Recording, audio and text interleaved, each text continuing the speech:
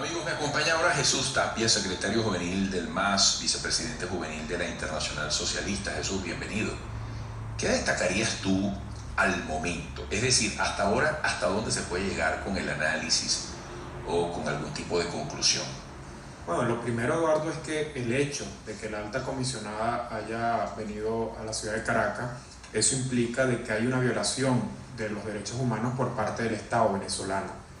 La presencia de la doctora Michelle Bachelet en Venezuela implica de que hay una serie de situaciones de violaciones de derechos fundamentales y precisamente ella vino in situ a revisar de qué se trata esta violación sistemática de derechos humanos, porque recordemos que hace 2-3 meses tuvo una comisión que estuvo evaluando y explorando toda la situación que hay con el tema de derechos humanos de su oficina, y es primera vez, Eduardo, que una alta comisionada de derechos humanos viene a Venezuela. Entonces eso nos da a los venezolanos y a los actores políticos también un análisis de que hay una situación irregular en el país, hay una situación donde el Estado venezolano sigue incurriendo en una alta violación de derechos humanos.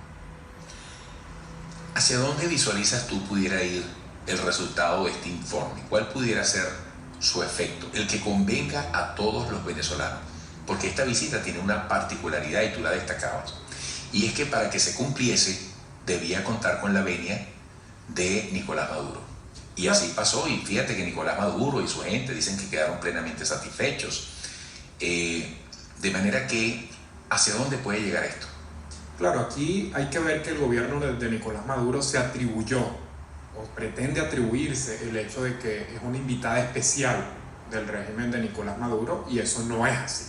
Ella vino aquí a cumplir funciones del organismo que representa, y que precisamente cuando ella se traslada, la alta comisionada de derechos humanos, a un país, es precisamente porque hay violaciones de derechos humanos en ese estado, y es precisamente ella viene a reunirse con todas las partes, que fue su propósito, más allá de las distintas recomendaciones que se le hicieron desde los distintos sectores políticos del país, pero ella pudo atender distintas reuniones. No solamente se reunió con los representantes del gobierno de Nicolás Maduro, sino que ella pudo reunirse con familiares de víctimas, con familiares de presos políticos, pudo reunirse con una parte de la oposición venezolana, y eso seguramente ya ella tiene un análisis más claro propio de lo que está ocurriendo en el país. Esto puede tener trascendencia a nivel internacional porque, bueno, recordemos la importancia que tiene Naciones Unidas con el tema de todos los acuerdos bilaterales, todos los suscritos por la República Bolivariana de Venezuela, y que hay que ver, bueno, qué finalmente va a salir del informe de la alta comisionada de derechos humanos.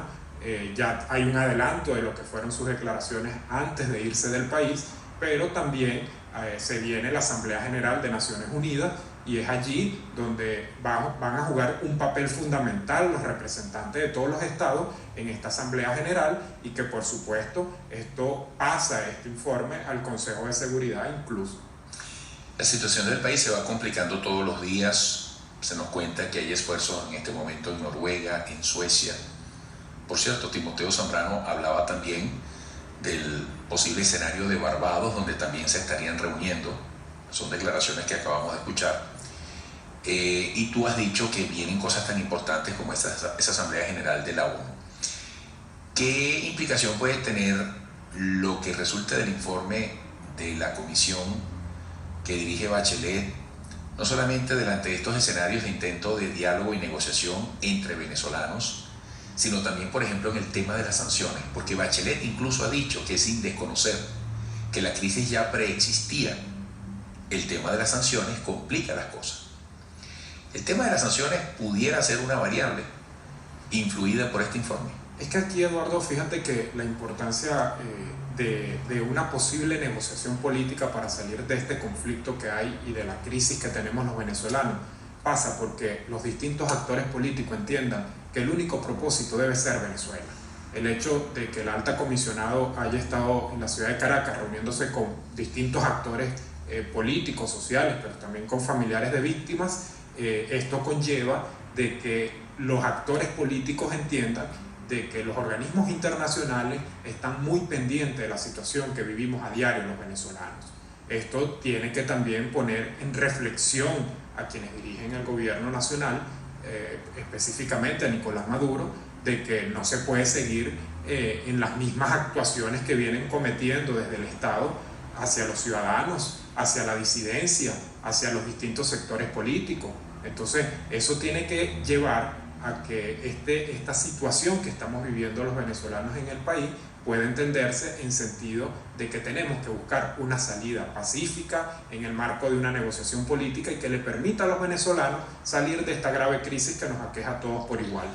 Amigos, estamos escuchando a Jesús Tapia, secretario juvenil del MAS, vicepresidente juvenil de la Internacional Socialista. Ha nombrado una palabra clave con la que todo ser humano tiene que coexistir en el concepto colectivo y de intercambio y de convivencia que es la vida, que es disidencia, porque la disidencia no se plantea solo entre la llamada oposición y gobierno, no, también dentro de la oposición y dentro del gobierno tiene que haber disidencia.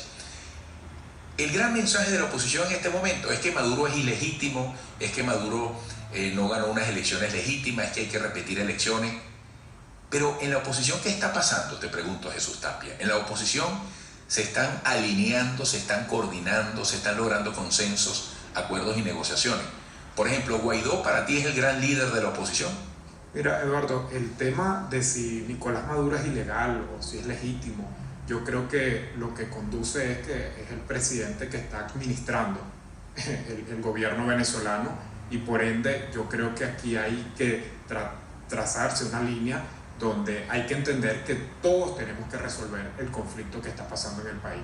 Con respecto a la situación de la oposición, yo te puedo hablar de cómo yo veo a esa parte de la oposición venezolana que, bueno, forma parte de un grupo de partidos políticos que, bueno, tienen la mayoría en el caso del Parlamento venezolano, pero yo soy un joven de 26 años, Eduardo, y veo con gran preocupación el hecho de que la oposición venezolana no ha sido capaz de reencontrarse, de que no ha sido capaz de dialogar, de que no ha sido capaz de fijar una ruta única, de que no ha sido capaz de sentarse y tener una dirección política, porque de eso carece en este momento la oposición venezolana. Y eso nosotros incluso desde el MAS le hemos hecho distintos llamados, porque nuestra intención no es posicionar al MAS en ningún proceso político como los que está viviendo Venezuela. Nuestra intención es que se resuelva el conflicto que está enfrentando el país. Y precisamente si no hay un proceso previo de diálogo entre los sectores de la oposición venezolana, va a ser muy difícil encaminar una ruta única, porque esos sectores, incluso, Eduardo, hay un tema muy grave y es que la situación país o la línea política de la oposición venezolana, de esa parte que está en la Asamblea Nacional, que tiene mayoría en el Parlamento, parece que la línea se le traza desde fuera de las fronteras del país.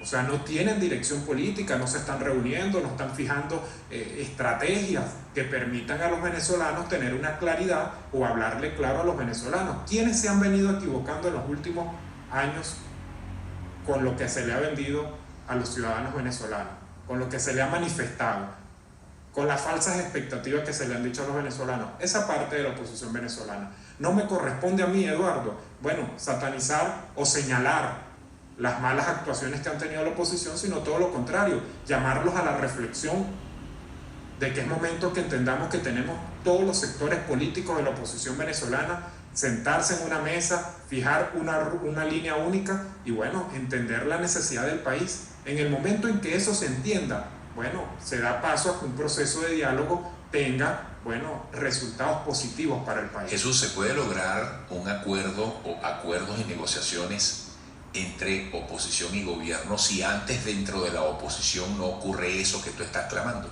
Bueno, Eduardo, es que fíjate todo lo que ha pasado tanto en Oslo como en Estocolmo. Esto nos lleva a los venezolanos de que allí hay una parte de la oposición reunida. Sin embargo, Eduardo, lo debo decir con mucha responsabilidad, si allí cualquiera que fuera el resultado de esa negociación política, nosotros vamos a acompañarlo, siempre y cuando sea para el bien colectivo, para el bien del país. Porque nosotros no podemos, por el hecho de que nosotros no estamos, decir que no estamos representados, ¿no? Todo lo contrario. Si se reúnen dos personas y resuelven el gran conflicto que está enfrentando el país, bienvenidas sean esas soluciones para el bien de los venezolanos. Pero previo a eso tiene que haber un proceso de acercamiento. Juan Guaidó hasta ahora no ha tenido acercamiento con los sectores disidentes de la oposición. Entonces eso es un llamado que hay que hacerle a Juan Guaidó y a su entorno y a quienes los partidos políticos que lo acompañan. Solo nos van a poder. Es momento en que entendamos que todos los actores políticos nos necesitamos para enfrentar esta situación. ¿No le han visto la cara a Guaidó? Bueno, hasta ahora no. No se han reunido, no han sido escuchados. Hemos transmitido distintos mensajes con la intención de tener ese acercamiento para fijar nuestra posición.